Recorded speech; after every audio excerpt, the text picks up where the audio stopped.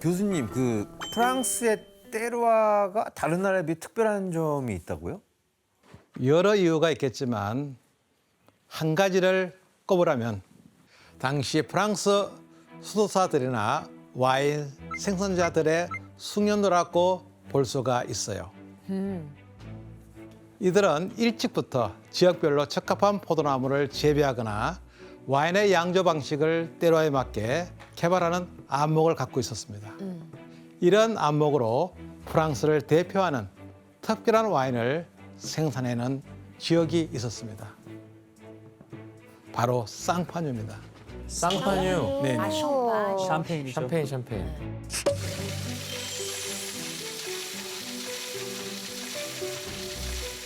쌍파뉴는 프랑스 북쪽에 있는 와인 산지이죠.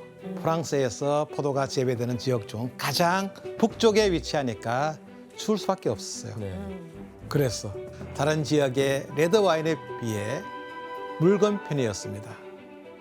이때 적포도의 껍질을 벗겨낸 포도 알맹이로 화이트 와인을 만들기 시작하였습니다.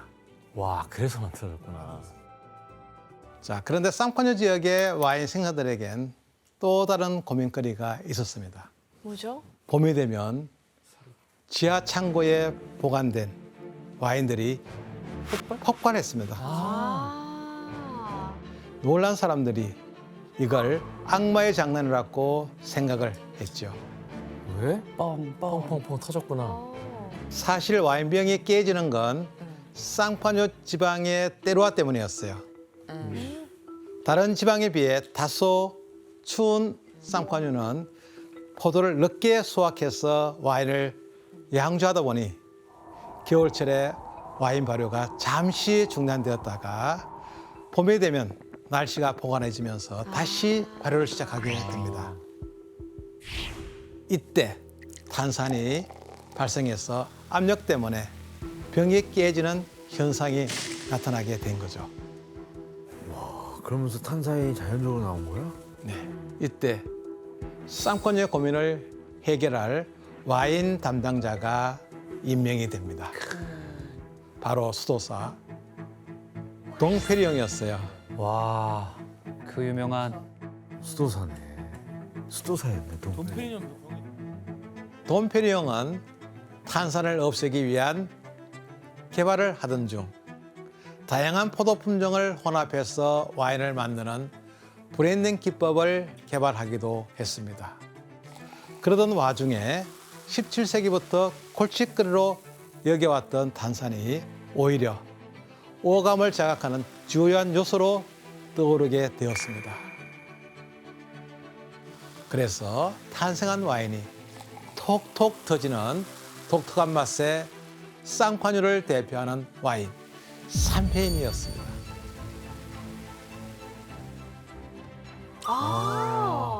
그리고 쌍파뉴의 와인을 위해 동페리옹은 또 한 가지 아이디어를 내게 되었습니다. 바로 탄산가스의 압력을 버틸 수 있도록 이것을 이용하면 된다는 것이었는데요. 과연 그것이 무엇인지 이번엔 먼저 영상으로 확인해 보겠습니다. 궁금하다. 좋습니다.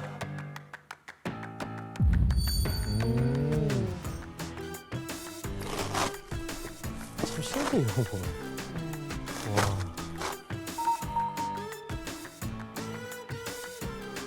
참 그러니까 장인 정신들이 아직까지도 유지가 돼서 이런 거를 옛날에 어떻게 했다는 거야?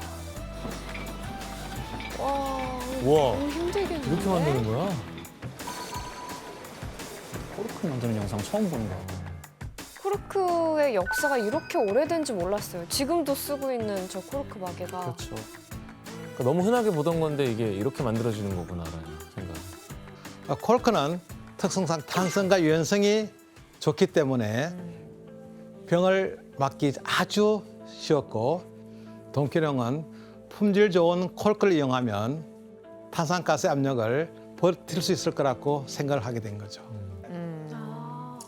올리비아 씨, 그리고 샹파뉴에서 만들어진 와인만 샴페인이라고 부를 수 있어요? 네, 맞습니다. 이게 샴파뉴 지역에서 재배가 되는 샴파뉴만 샴파인이라는 라벨을 줄 수 있는 거예요.